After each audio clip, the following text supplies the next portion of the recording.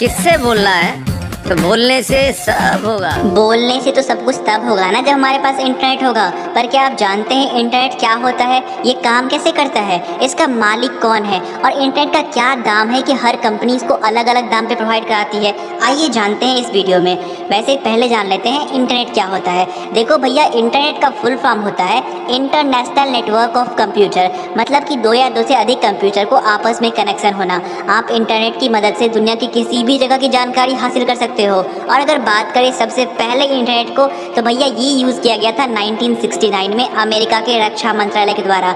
उन्होंने जब अपने इंसान को चांद पे भेजा था तब उन्हें कंप्यूटर की डाटा एक्सचेंज करने के लिए 4 नेटवर्क चाहिए थी और इस बात के लिए उन्होंने नेटवर्क बनाया था। पर धीरे धीरे ये नेटवर्क बढ़ता गया और बाद में ये आम लोगों के लिए भी ओपन हो गया। और इंटरनेट की सबसे अच्छी बात तो यही है कि इंटरनेट पर किसी भी एजेंसी का कंट्रोल नहीं है। और अगर बात करें भैया इंटरनेट सबसे पहले भारत में कब आया था, तो ये भारत में 15 अगस्त 1995 को आया था, जब भारत की सरकारी कंपनी BSNL ने इंटरनेट को शुरुआत किया था।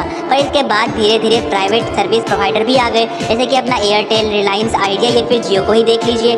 अब आते हैं इंटरनेट चलता कैसे है। वैसे अगर आप ये सोच रहे हैं कि हमारे सर के ऊपर लगे हुए बहुत सारे सैटेलाइट और पृथ्वी के ऊपर लगे यही सैटेलाइट डेटा को स्टोर रखते हैं और वहीं से इंटरनेट चलता है, तो हम आपको बता दें ऐसा कुछ भी नहीं है। पूरा इंटरनेट हमारे द्वारा छोड़े गए उपग्रह से नहीं चलता। हाँ, चलता जरूर है पर बहुत कम चलता है, और जो भी चलता है ना उसका इंटरनेट स्पीड तो इतना कम होता है कि अगर आप आज सर्च करो तो 2 घंटे बाद उसका सर्च रिजल्ट आए। वैसे उपग्रह से पहले चलता था, लेकिन अब ये तकनीक काफ़ी पुरानी हो गई क्योंकि इसका डेटा स्लो होता है। इसीलिए हमारे इंजीनियर्स ने एक नई तकनीक खोज निकाली। आज हम फास्ट इंटरनेट यूज़ कर रहे हैं। उसका मुख्य कारण है ऑप्टिकल फाइबर केबल। पर ऑप्टिकल फाइबर केबल आखिर ये क्या भला है भाई? तो असल में ऑप्टिकल फाइबर केबल एक तरह का केबल होता है जिसके अंदर से डेटा ट्रांसफ़र होता है। वैसे हम आपको एक जानकारी के लिए बात बता दें कि ऑप्टिकल फाइबर करीब 8 लाख किलोमीटर से भी ज़्यादा लंबा फैला हुआ है और वो समुद्र के नीचे से होकर फैलता है। और ख़ास बात तो ये है कि हम जो इंटरनेट यूज़ करते हैं उसका 90% हम उसी ऑप्टिकल फाइबर के थ्रू यूज़ कर सकते हैं। 90% मतलब 10% कहीं और भी है क्या? हाँ बिल्कुल, हम जो बाकी का 10% है वो हम यूज़ नहीं कर सकते हैं।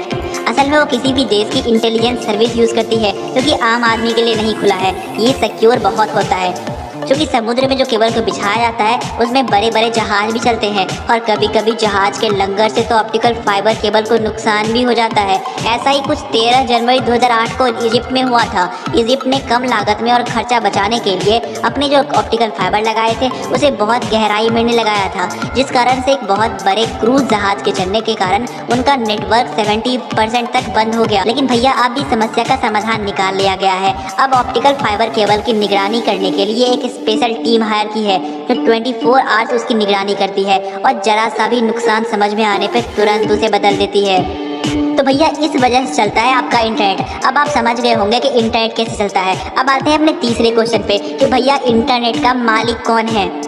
तो देखो, इंटरनेट की सबसे अच्छी बात यही है कि इंटरनेट का कोई एक मालिक नहीं है और ना ही किसी एक एजेंसी का इंटरनेट पर एकाधिकार है। दरअसल में इंटरनेट बहुत सारी एजेंसी से होकर चलती है।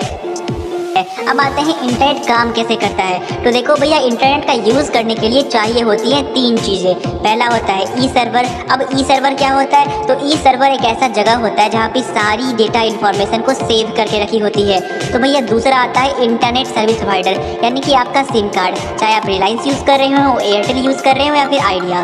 उसके बाद आता है आपका फ़ोन या PC, जैसे आप इंटरनेट को ब्राउज कर रहे हो। तो आइए समझ लेते हैं कि आपको नो फैक्ट नाम के एक यूट्यूब चैनल को देखना है। तो आप जाते हो अपने यूट्यूब पे, आप वहाँ पे सर्च करते हो नो फैक्ट। अब जैसे ही आपने नो फैक्ट सर्च किया, ये जानकारी गई होगी आपके नेटवर्क प्रोवाइडर यानी कि जिसका आप सिम इस्तेमाल करते हो उनके पास। अब उन्होंने अपने सर्वर में पता लगाया होगा कि क्या सच में इस नाम का कोई चैनल है भी या नहीं है, और जब उनको पता लगा होगा तब उन्होंने आपके पास वो सर्वर रीडायरेक्ट कर दिया गया होगा। उसके बाद से आपके सामने नो फैक्ट नाम का चैनल आ गया होगा, और अगर आपके पास फ़ोन काम कर रहा है तो फिर आप उसका वीडियो देख सकते हैं। तो है ना कमाल की बात। वैसे अगर आपको सुनने में ऐसा लग रहा है कि ये बहुत ही लंबा प्रोसेस है, तो ऐसा कुछ नहीं है, क्योंकि ये एक ऑटोमेटिक प्रोसेस है और ये बहुत जल्दी हो जाता है। तभी तो आप चुटकियों में सर्च कर लेते हैं।